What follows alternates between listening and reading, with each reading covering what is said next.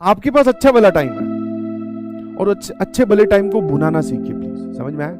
Solely पहले तो हो सकता है पिछले इस फर्स्ट अटेम्प्ट से पहले मैं ये सेंटेंस यूज करता था 80% तुम्हारी 20% हमारी, अब 100% तुम्हारी खुद की। अभी देख के आए हो, अभी क्या हो रहा था कि हम पूरे सेशन में ये बता रहे थे कि पेपर ऐसा आएगा, पेपर में ऐसा होता है, पेपर में ये किया जाता है, पेपर में आपको ऐसे सोचना है, ये वाला टॉपिक रिवाइज करना है। तो उस गाइडेंस के अकॉर्डिंग आप लोगों ने की है मेहनत, और उस मेहनत को आपने जाके पेपर में टेस्ट किया, या फिर अपनी पूरा का पूरा जान लगाया। अब मैं आपसे पूछना चाह रहा हूं, first thing I am particularly talking about, पहले तो पूरा पेपर बताइए कि आपका स्कोर कितना आ रहा है। एक बार सभी लोग अपना अपना एक्सपेक्टेड स्कोर लिख के भेजेंगे, ताकि मुझे थोड़ा आइडिया लगे कि आप कहां लाए कर रहे हैं। फ्री है, फिर पढ़ाई स्टार्ट करेंगे। जिनका 180 प्लस है, ठीक है, बिसाइड्स की कुछ चैप्टर्स कंप्लीट नहीं हुए थे, दैट मीन्स ये कहलाता है गुड या फिर वेरी गुड कैटेगरी। आप बोल सकते हो this is very good category, ठीक है, हाँ है ना।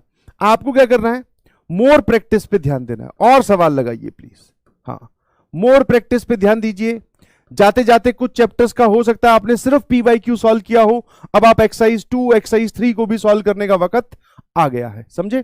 तो 180 plus is a very good, बहुत अच्छा स्कोर है, प्राउड ऑफ यू स्कोर है, समझ में आया। इनफैक्ट प्राउड सब पे है, समझे कि नहीं समझे। अब जिनका इस कैटेगरी में लाया करता है, ठीक है, 100 से लेके 180 वाली कैटेगरी में आपको क्या करना है, आपने अब तक जो पढ़ाया, वैसे जो अब 5 चैप्टर्स हम पढ़ने वाले हैं वो तो आई बिलीव सभी ने छोड़े होंगे, या अपने पुराने एक्सपीरियंस के बेसिस पे पेपर दिया होगा।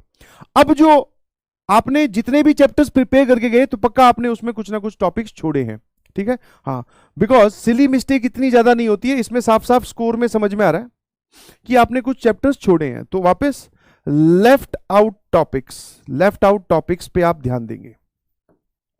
जो भी छोड़ा हो, जो भी आपने केमिस्ट्री छोड़ी हो, फिजिक्स छोड़ी हो, या मैथ्स छोड़ी हो, या मैथ्स के अंदर एक चैप्टर पढ़ा उसका कुछ पार्ट छोड़ा हो, अब उन चैप्टर्स को आपको कंप्लीट करना है।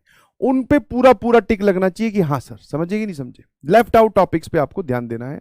प्लस प्रैक्टिस तो है ही बेटा, ऑब्वियसली, क्योंकि बिना प्रैक्टिस के तो सर नंबर नहीं आते। जो लोग बोल रहे हैं सर मैथ्स टफ आई थी, तो बेटा बिलीव यू मी 2022 के कंपैरिजन में तो सस्ती थी मैथ्स। लेंदी हो सकती है बिकॉज मैथ्स में कैलकुलेशन करनी पड़ती है, बिना कैलकुलेशन के कुछ नहीं होता है गणित में, समझ में आया, हाँ है ना। बिना कैलकुलेशन के कुछ नहीं होता है गणित में।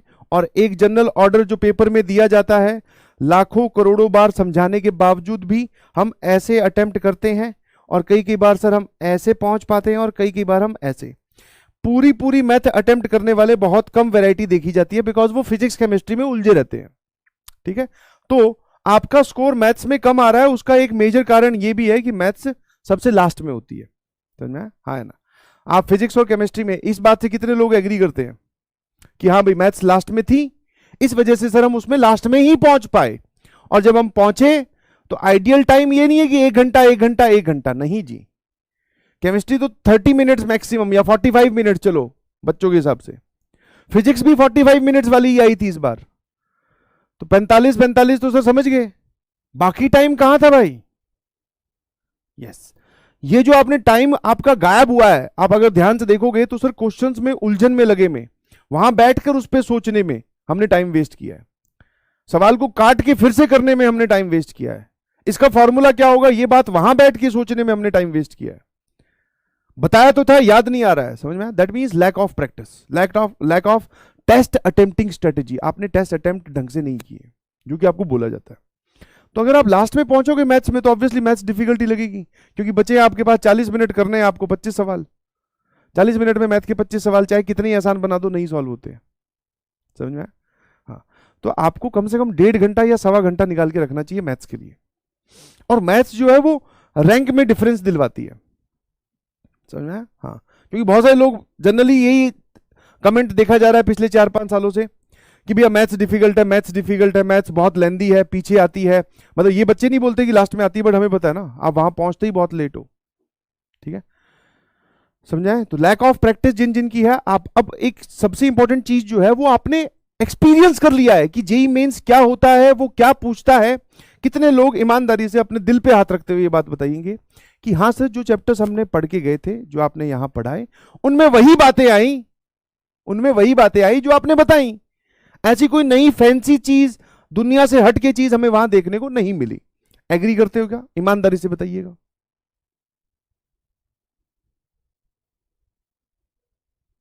जो बच्चा ये लिख रहा है कि सर मैथ्स में सिर्फ 6 सवाल ही सही हुए, बेटा ये बताने वाली बात नहीं है, ठीक है, ये छुपाने वाली बात है। इसको इंप्रोवाइज कीजिए। गलती पहचानो कि क्या गलती हुई, कहां तुम लैग कर रहे हो। एग्री? जो बातें बताई गई थी थ्रू आउट द सेशन, वापस ईमानदारी से दिल पे हाथ रख के, कि अगर आप उसको फॉलो करते तो ज्यादा ट्रेमेंडस, या फिर मैं ऐसा नहीं बोल रहा हूं कि सर उनको फॉलो करते हो रैंक 1 आ जाती, नहीं, बट जिस स्कोर पे आप अभी हो आराम से 40 से लेके 50 नंबर आपके ज्यादा आते आते। और 40 से 50 नंबर ज्यादा आते भैया, कॉन्फिडेंस ही अलग होता। समझ में आया? तो जब मैं पूरी सराउंडिंग को, पूरी कहानी को देखता हूं, या एक बच्चा जो पेपर देख के आया है वो सेल्फ रियलाइजेशन कर लेता है कि हाँ भाई नंबर लाए जा सकते हैं, पढ़ने वालों के नंबर आते हैं, जो चीजें क्लास में बताई गई, अब वो क्लास जो है वो बहुत बड़े इंस्टीट्यूट की हो या किसी कोर्स की हो जिसकी फीस नॉमिनल है, बातें वही हैं, कंटेंट वही है, चीजें वही है, आपके पास है। आप अगर डोलोगे कहीं कहीं और भागोगे तो उसका कोई इलाज नहीं है। अभी भी बहुत सारे लोग सेल्फ रियलाइजेशन करके, बहुत सारे बोला है मैंने, नॉट ऑलमोस्ट, बहुत सारे लोग सेल्फ रियलाइजेशन करके, इस बात को फील करके, अब तक तो सिर्फ बताई गई थी, सुना था, फील नहीं किया था सर, अब इस बात को फील करके कि हाँ भाई जो क्लास में बताया जाता है वो ढंग से पढ़ लें और PYQ सॉल्व कर लें, और अगर हम कंसिस्टेंटली पढ़ाई करते रहें तो हमारे नंबर अच्छे भले आ सकते हैं। सिक्योर रैंक, एक अच्छी रैंक जेई मेंस में, एक अच्छी ब्रांच, एक अच्छा NIT आराम से पाई जा सकती है। आराम से, I am using the word आराम से, समझे? बिल्कुल सही, समझे कि नहीं समझे? तो इस बात को रियलाइज अगर कर लिया तो आपका डेफिनेटली 100% सेकेंड अटेम्प्ट बहुत अच्छा जाने वाला है। फर्स्ट अटेम्प्ट ड्रॉपर्स में पहले ही मान के चला जा रहा था कि आपका स्कोर थोड़ा रहेगा कम। सेकेंड अटेम्प्ट में ऑब्वियसली आपका स्कोर या वो अटेम्प्ट आपके लिए है, क्योंकि 12th वाले जो है वो तो बोर्ड से निकल के तुरंत ही उस अटेम्प्ट पे पहुंचेंगे, तो उनके पास रिवीजन का बहुत कम टाइम होगा। आपके पास अच्छा भला टाइम है, और अच्छे भले टाइम को भुनाना सीखिए प्लीज। समझ में आया? कोई ना कोई कमी जरूर रही होगी, बहुत सारी बातें तुमने अपने आप से कही होगी, कुछ ना कुछ तो अधूरा रहा है, ठीक है ना? और हमारे टीचर्स ने हमसे बार बार यही कहा है कि पढ़ाई करते रहिए प्लीज, ठीक है? अपनी कमियों को पूरा करते हैं और जो अपनी कठिनाइयां हैं उनको चूरा करते हैं। समझ में आया? चूर दो उनको। अभी मैं फिर बोल रहा हूं, सेम स्ट्रेटेजी पहले चल रही थी वो अभी फिर से बोली जाएगी, कोई बदलाव नहीं हुआ उस स्ट्रेटेजी में। आपको मोस्ट इंपॉर्टेंट टॉपिक्स की लिस्ट दी गई, क्या वो बेनिफिशियल थी? आपको फाइनल 50 की शीट दी गई, क्या वो बेनिफिशियल थी? आपको क्लास में पढ़ाया गया, आपने नोट्स बनाए हैं, शॉर्ट नोट्स बनाए, क्या वो बेनिफिशियल थे? क्या जो आपके शिफ्ट में सवाल आए हैं, चलो मेमोरी बेस्ड ही दिख रहे हैं, क्या वो आपको कहीं ना कहीं, इतना तो देख ही सकते हो ना भाई, तुम्हें सवाल नहीं आता बट ये सवाल कुछ पूछा गया है, इसका चैप्टर तो पता कर रहे हो, चैप्टर में जाके नोट्स पे तो ढूंढ सकते हो कि ऐसी कोई चीज बताई गई है कि नहीं, ये तो कर सकते हो ना भाई। तो जो आया है वो आपकी कॉपी में लिखवाया है, समझे? और फिर बोल रहा हूं, this is not the game of कि मेरी उंगली पकड़ लो मैं तुम्हें वहां तक छोड़ाऊंगा, नहीं, है ही नहीं ये गेम, बोर्ड्स वाला गेम नहीं है जी।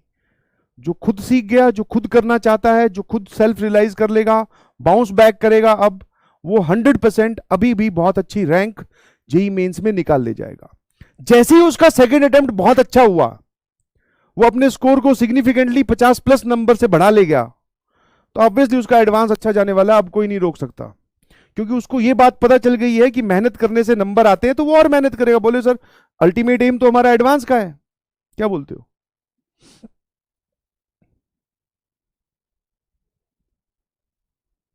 यही ना? तो ये मार्केट में ऐसे बहुत सारे लोग हैं, अब आपको अपने आप को इससे निकालना है, और वो जिम्मेवारी सोलली, पहले तो हो सकता है पिछले इस फर्स्ट अटेम्प्ट से पहले मैं ये सेंटेंस यूज करता था, 80% तुम्हारी 20% हमारी, अब 100% तुम्हारी खुद की है। टेक योर ऑन रिस्पॉन्सिबिलिटी, अपनी रिस्पॉन्सिबिलिटी लीजिए प्लीज। समझ में आया कि नहीं समझ में? हाँ, पहला अटेम्प्ट बर्बाद हुआ है, दैट डजंट मीन कि सेकंड अटेम्प्ट भी बर्बाद होगा। अगर ऐसा हुआ दैट मीन्स आपने इन 2 महीने 1.5 महीने में कुछ नहीं किया। अगर ऐसा करोगे तो भाई देख लो, तुम्हारी इच्छा है, 2 महीने का टाइम है ना, अप्रैल में अभी तो पूरा फेब और पूरा मार्च, 2 महीने में किस्मत, माहौल, हालात सब बदला जा सकता है। ठीक है, गेम ही पलट दो। समझ में? मेहनत लगेगी, फिर बोल रहा हूं, खोखली बातों से कुछ नहीं होगा, बहुत मेहनत लगेगी, बहुत पढ़ना पड़ेगा। जो आपको अपना वीक पॉइंट पता चला है कि मैंने ये छोड़ा इस वजह से मेरे नंबर नहीं आए, मैंने टेस्ट नहीं दिए इस वजह से मेरे नंबर नहीं आए, मैंने ये वाला पार्ट पूरा ही छोड़ दिया था इस वजह से, बस वो आपको अपनी कमियां पता है, उन्हीं कमियों पे काम करना है। पैरेलल में जो आपको पढ़ाया जा रहा है वो पढ़ना है।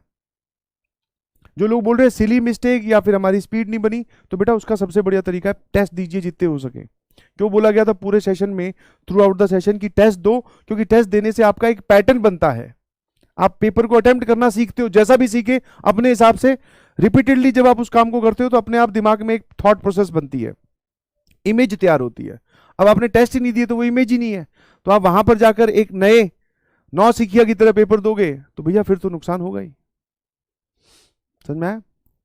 है ना? जो लोग बोल रहे हैं रिवीजन कम कर पाया, तो अभी से पैरेलल रिस्पॉन्सिबिलिटी रहे कि मैं आधा घंटा निकाल लूंगा या निकाल लूंगी, रोज रिवाइज करूंगी, चाहे कितना ही पार्ट, चाहे मैं मैथ्स का एक चैप्टर उठाऊं उसका चाहे आधे चैप्टर का ही फॉर्मूला कर पाया या कर पाई, उतना मैं करूंगा या करूंगी। समझ में आया? ये रिस्पॉन्सिबिलिटी लीजिए और इस काम को करना शुरू कीजिए। है ना? समझ पा रहे हो नहीं समझ पा रहे हो? है ना? ठीक है, और सभी लोग प्रॉमिस कीजिए प्लीज। ठीक है, हाँ, जो आप उधर बैठे हो उस कैमरा की उस तरफ, तुम में बहुत पोटेंशियल है। इसी वैरायटी के ही बच्चे सेलेक्ट होते हैं, और कोई नहीं आता बाहर से या कोई और चांद से नहीं, तुम ही लोग सेलेक्ट होगे। बस हाँ, होना चाहते हो कि नहीं, दैट इज इंपॉर्टेंट। तो चाहते हो तो प्रॉमिस कीजिए कि यस सर, अब तक जो हुआ उसमें हमने मेहनत की है, ऐसा नहीं है कि तुमने सारा ही बर्बाद कर दिया। कुछ लोग बोल रहे हैं फर्स्ट अटेम्प्ट बर्बाद, मतलब सर मैंने 1 साल कुछ नहीं किया। नहीं भाई, ऐसा नहीं होता है। तूने मेहनत की है, बस उस मेहनत को तू 100% तो रिफ्लेक्ट होती नहीं है, 80% या 50% भी रिफ्लेक्ट नहीं कर पाया। ठीक है, अब तुझे मेहनत भी और करनी है ताकि उसका 70% भी जब पेपर में जाके हम दे पाए, जितनी हमने ग्राउंड लेवल पे मेहनत की है उसका 70% भी अगर पेपर में रिफ्लेक्ट कर पाए, तब भी हमारा स्कोर आराम से 180 प्लस आ जाए, 200 प्लस आ जाए। समझे? दैट मीन्स मेहनत बहुत बढ़ानी पड़ेगी प्लीज। ठीक है, और ज्यादा टाइम नहीं बचा है आपके पास, 2-3 महीने हैं, आराम से मन लगा के पढ़ लीजिए। आगे आने वाला जो कॉलेज लाइफ है सुकून में बीतेगी। समझ में आया कि नहीं समझ में? आई एम नॉट सेइंग कि पूरी जिंदगी आसान हो जाएगी, ये है वो है, नहीं, बट हाँ, जिस चीज के लिए हम सभी लोग यहाँ इकट्ठे हुए हैं, हमारा जो कॉमन एजेंडा है वो कंप्लीट हो जाएगा। समझ में आया? अब सिर्फ लास्ट की डेज डिसाइड करेंगे। क्या मेरी बात क्लियर है? ठीक है, तो ये वाला बढ़िया कैटेगरी में है, 100 से लेफ्ट आउट टॉपिक्स, और आपको प्रैक्टिस करनी है। अब जिनका बिलो 100 है, ठीक है, अब चाहे वो किसी भी वजह से हो 99 पे भी है या फिर 50 पर भी है, बिलो 100 है, तो बेटा नोट्स वापस उधेड़ लो, गो थ्रू नोट्स। हो सकता है आपको कुछ टॉपिक्स में वीडियोस भी देखनी पड़े, क्योंकि 100 से नीचे नंबर आने का मतलब है कि आपने पढ़ाई नहीं की है। टू बी वेरी फ्रैंक, चिकनी चुपड़ी बातें करके तुम्हें अभी तुम्हारा मन बहला दूं, बट रियलिटी एक रियल मिरर दिखाना भी तो जरूरी है। वो कौन बताएगा सर? तो अगर आपके 100 से नंबर कम आए हैं तो एक्सेप्ट दैट कि आपने नहीं पढ़ाई की है। ठीक है ना? हाँ, किसी कारण की वजह से 100 से नंबर कम आए हैं तो वो एक्सेप्ट, फिर आप अपने आप को दूसरी कैटेगरी में शिफ्ट कर दो। ठीक है, या फिर इस कैटेगरी में शिफ्ट कर दो। बट 100 से कम आए हैं, दैट मीन्स आपने पढ़ाई नहीं की है। समझ पा रहे हो कि नहीं समझ पा रहे हो?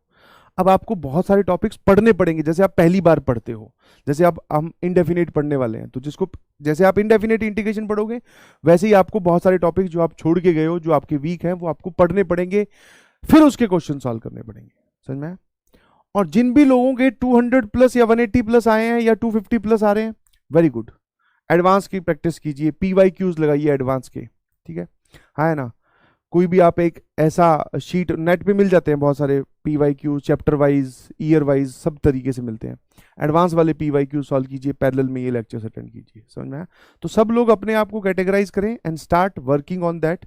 और सबसे जो सब में कॉमन चीज है वो ये है कि आपको पढ़ाई करनी पड़ेगी बहुत जोरदार तरीके से। हल्के फुल्के से काम नहीं चलेगा, चलता होता तो अब तक चल जाता। समझ में आया?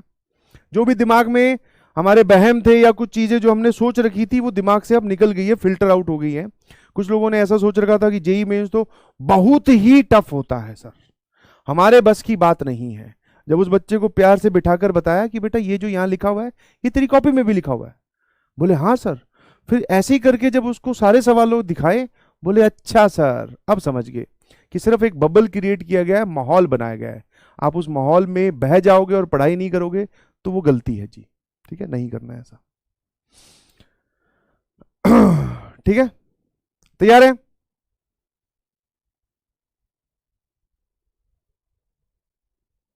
हाँ, इंटीग्रल कैलकुलस अपने आप में वैसे इंडिपेंडेंट चीज है। ठीक है, हाँ, जिन लोगों ने एओडी नहीं पढ़ा तो मैं ये नहीं बोल रहा हूं कि आप एओडी पढ़ो ही मत। हाँ, एओडी आप पैरेलल में कवर करते रहें, बट इंटीग्रेशन आप स्टार्ट कर सकते हैं।